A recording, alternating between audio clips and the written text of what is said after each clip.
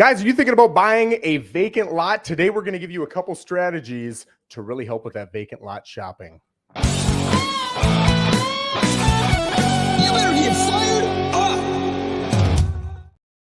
All right. Thanks for joining us, whether you're watching on YouTube or on Facebook. If you've got a comment, a question, anything like that, feel free to put it down in the comments, and we will absolutely take a look at those before the end of the show. Lissette, how you doing, bud?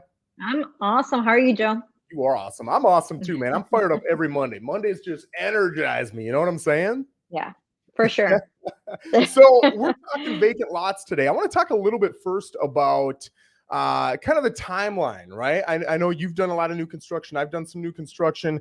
And in that process, I've seen some people make some mistakes as far as the timeline is concerned. So talk to me a little bit about the relationship you've got with a builder and how that should interact with the timeline of purchasing a lot. You know, I think they go hand in hand. It's really important to sit down with a builder and discuss first and foremost the type of house you're looking to build. What's the size? What kind of lot do you need to accommodate this type of property? Location, of course, is primary, and pricing, because if you're pre-approved to a certain amount, now we have to take into consideration how much is this lot going to cost you and Exactly. factor that into the whole financing, or if you're paying cash, the entire process and price of the property. Spot on. Perfect. So, a couple things I've seen as far as, the size of the house is, number one, you will want a massive, let's say 3,000, 4,000 square foot home. Maybe you want a 3-stall garage, and you go out and get a standard 80 wide by 125 deep Port St. Lucie lot, and it doesn't fit. Right. But you already bought the doggone lot. So now what am I going to do? I got to sell the lot. I got to incur the costs. I got to go buy another lot, incur those costs. It's a lot of costs you've got to incur for nothing. Right. So it makes sense to talk with that builder first, establish what the footprint of the house is going to look like, and then you can go out and shop. Another thing I see, or I've seen, is let's say that the house that you want to build you can't build it on an 80-foot wide. You need an 85 or a 90-foot wide, right? A lot of people will hear that and they'll do the math and say, okay, that's whatever it is. Say it's 10,500 square foot lot. I got a 10,500 square foot lot. That's what I would need. And then they'll go find a pie-shaped or a regular shaped lot that's got 10,500 square feet, and it doesn't work, right? Because of the shape of the lot, you need the actual footprint to fit, and you've got to have the setbacks and everything else. And sometimes that takes a surveyor to take a look at that, the builder to take a look at it. So those are great issues. I should say big issues you don't want to deal with. And if you just check with your builder first and you know what the footprint looks like, it's going to save you a lot of headaches. So, all right, now we've got our footprint. We're going to start shopping. Talk to me a little bit about some of the things I should be thinking about in going out and taking a look at some of these lots. Another thing, according to the lots, also I want to include is, do you want a pool? So you want to make sure, if you are thinking of putting a pool down the road or as it's being built, that's also going to take into consideration the size of the lot and the setbacks that you have on that property. One of the other things I see come up a lot in Port St. Lucie is, are there any turtles? So once you're under contract and you've chosen your property and you've chosen a lot, if there's turtles within that lot, one, do not touch them. They need to be removed before anything is cleared and anything is built on. And there's only a few number of companies in Florida that actually do this removal process. So that can also extend the time of the construction out. Yeah, and I love that you brought up turtles, because, guys, I'll tell you from experience, turtles usually cost $2,000 to $3,000 per turtle, and it's going to take several months because, like Lissette said, there's only so many companies that do it, so it's going to take you a long time. I've never met a person who's like, "Oh, I'm so glad I bought this property. No big deal with the turtles."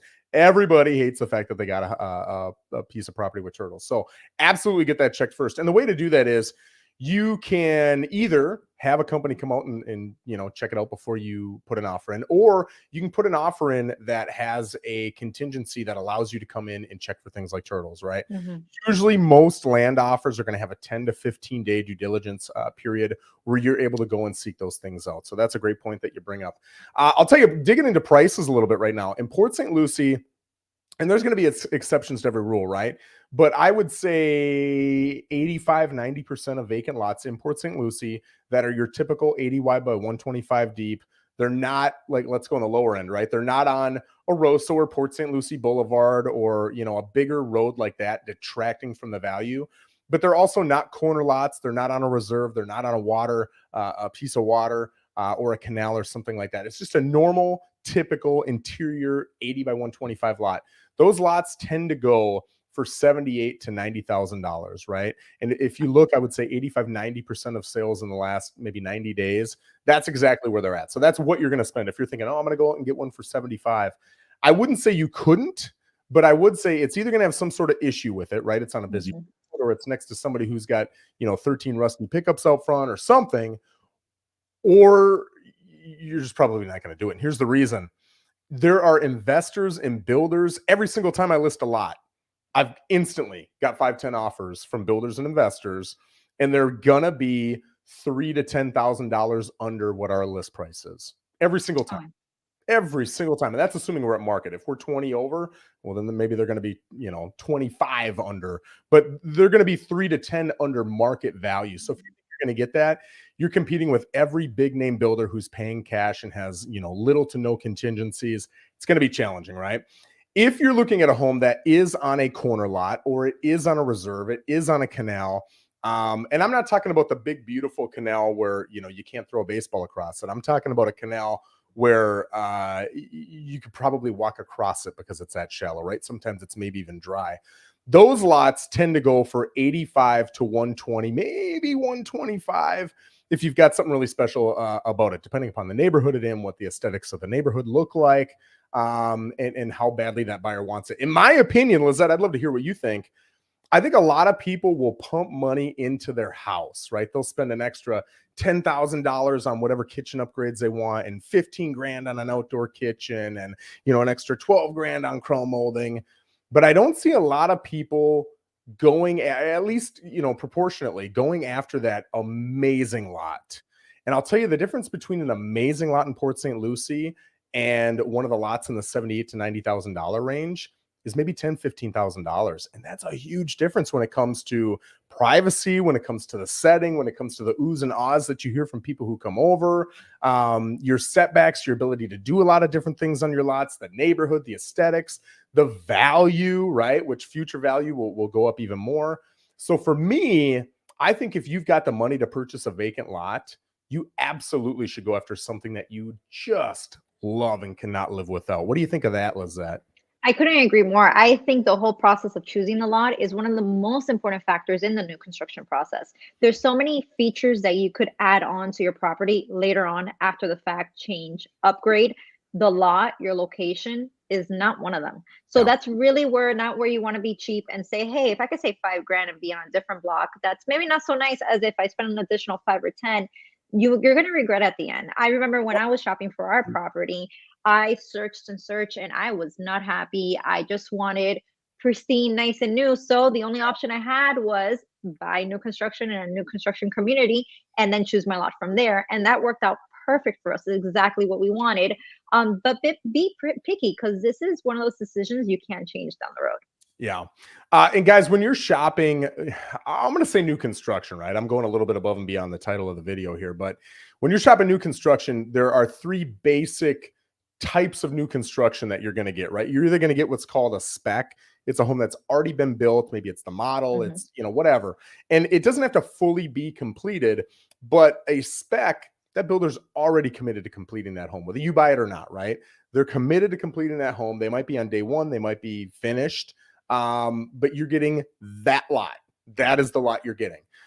Those tend to be the cheapest because they're already financially committed to that property and they want to get it off their books, and it's expensive. So they want to get rid of it. So you're going to find the best deals on those. Now, the negative to that is you've got to take what they give you. You got to take the lot. You got to take the house. There's no changes, no nothing. That is what you get, right? The next one is going into a community. So if you want to live in Manderley or wherever, it doesn't matter.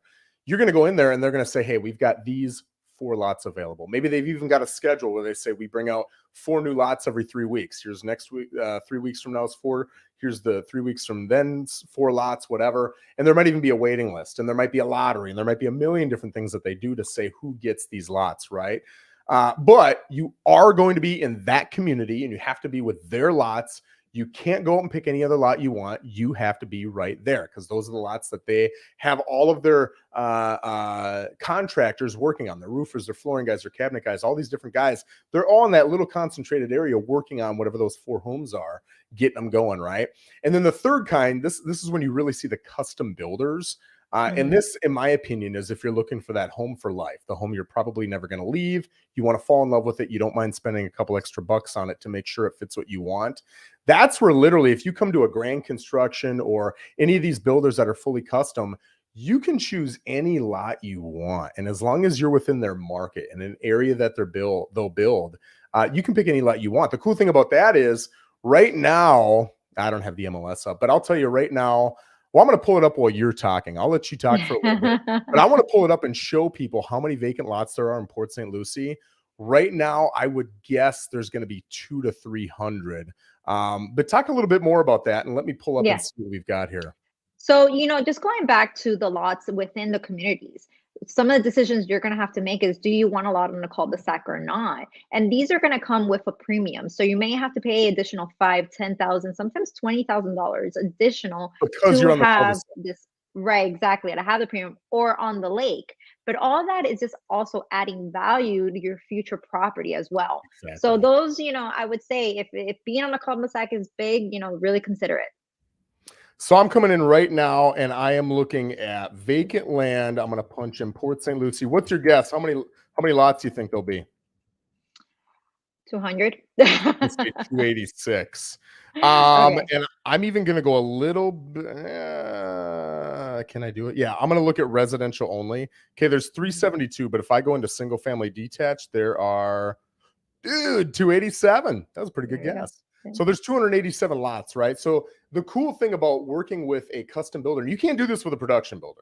If you've got a builder who's working in, say, Manderley or one of these bigger communities, they ain't going to some lot that you picked in the middle of Port St. Lucie. No. They're working in their community and their community only, right? So one of the cool things about working with a custom builder is you can go look for that corner lot. You can look for that lot on a reserve. You can look for that lot on a canal.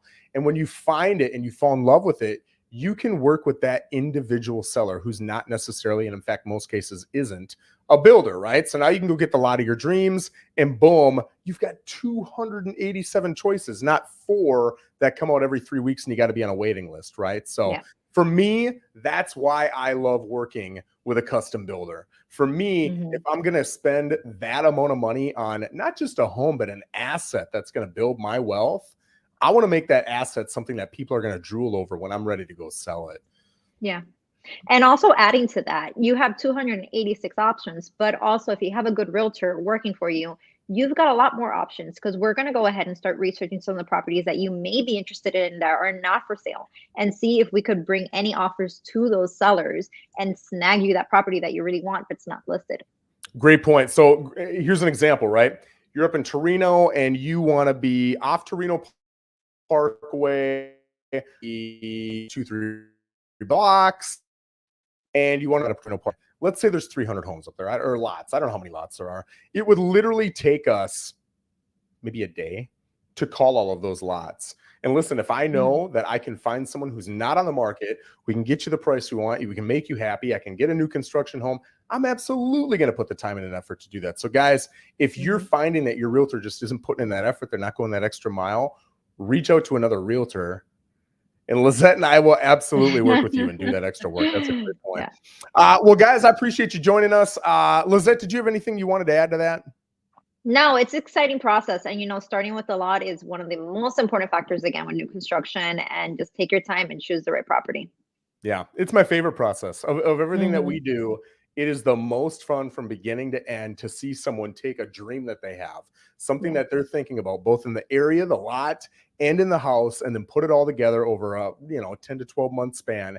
And when they open the door, it is the coolest thing in the planet to watch them go, oh, this is it. What a cool feeling and what an amazing career we have. Wouldn't you agree? Yeah.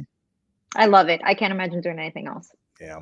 Well, guys, thanks again. Have an amazing Monday and join us next week for another great topic. I appreciate you.